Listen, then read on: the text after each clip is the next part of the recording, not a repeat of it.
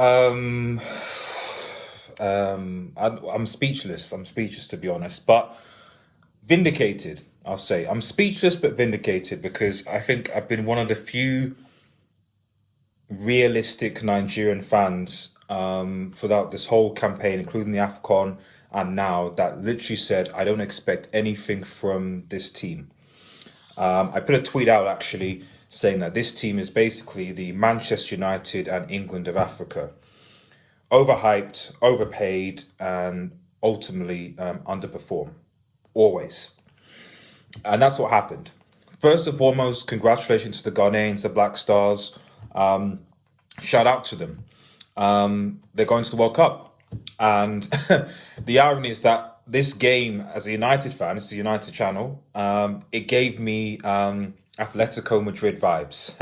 Atletico United Madrid vibes, where I was like, you go away and you get the draw, but then you come to home, you're thinking, I don't see this team doing enough in front of goal to deal with a very organized defensive team. United couldn't do that against Atletico, and typically Nigeria couldn't do that against Manchester. Sorry, against Ghana. With Chris Hughton coming in, I knew that they were going to be difficult to break down. We had tons of chances, but our forwards, they were frauds. So all the hype, Osimhen this, David Simon that, it got blah blah blah, Nacho, blah blah blah, all these things. At the end of the day, you got to get it done. You got to score the chances. The chances were there. They didn't. And Nigeria going to the World Cup. We didn't even score from open play. We scored from a penalty, which VAR basically gave us. If there was no VAR, it would be 1-0. And I don't think we would have scored, to be honest. Who do you blame, really? You blame the NFF. I mean, it's interesting. Before I even get to the NFF, who are frauds in themselves, it is interesting how everyone was like, oh, Guava, we beat Egypt, Nigerian coach, Nigerian manager, all the rest of it and stuff. This is more than just not getting a Nigerian manager. Nigeria. It's more, it's deeper than that. Whether he's a Nigerian manager or whether he's a white manager, whatever it is, it's actually irrelevant because the problems of the Nigerian national team stem a lot further than just who the coach is, basically.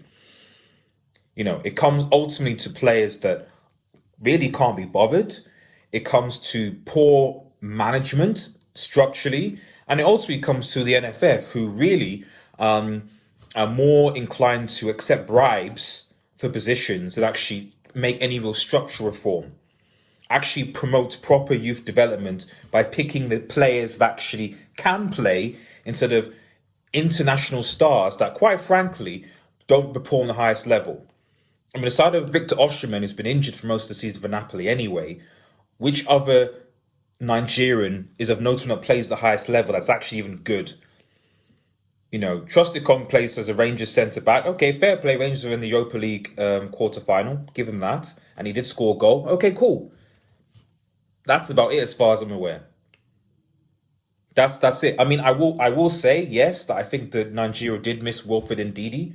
I think that was a big miss. But you should still have enough to get it done against a Ghanaian side that were quite underwhelming, to be honest. But they got it done, and shout out to them. But it's a joke, really. I mean, if I'll take the extreme option and think that Nigeria, the men's team anyway, should just be banned from international football for indefinitely until they basically resolve this stuff. They just should. I don't want to see. I'm not interested in seeing Nigeria at the AFCON, in Nigeria at the World Cup, in Nigeria in any other competition until the internal affairs are resolved. Because there's no point in basically investing in watching these frauds anymore, who clearly aren't interested. But I'll make a final point here about the state of African football, because what I would say in general is that it's actually quite sad. It's actually quite sad that you look at teams like North Macedonia, Wales, and I know that there are more sports European teams now, and the next World Cup will be a bit different. But I look at it and I'm like, wow. Look, we've regressed in 10 years. African football team. Not This is not just Nigeria. This is Senegal, this is Egypt, North African teams have regressed. And much like I said in the United post match, where like maybe this is a blessing that we don't go through, because ultimately I don't want to get spanked by one of the big teams. and humiliated. Maybe this is a blessing for Nigeria because I look at the style a lot of these African teams play, and it's like as soon as you come up against a team that is clinical, that knows what they're doing, that presses, they're just going to be dismantled. They can't do anything. They can't finish. They're slightly better at defending now, and that's about it. And it's sad. It really, really is sad. And any hope or any belief that we might get, I mean, miracles can happen. They can. But honestly speaking, I'm really not, much like the last World Cup. If I recall in the last World Cup, I don't think a single African team even got out of the group stages. And to be honest, going into this World Cup, I don't expect that either. But we'll see what happens. Like, share, and subscribe. Shout out to the Ghanaians out there, Nigeria. You lost the jollof derby.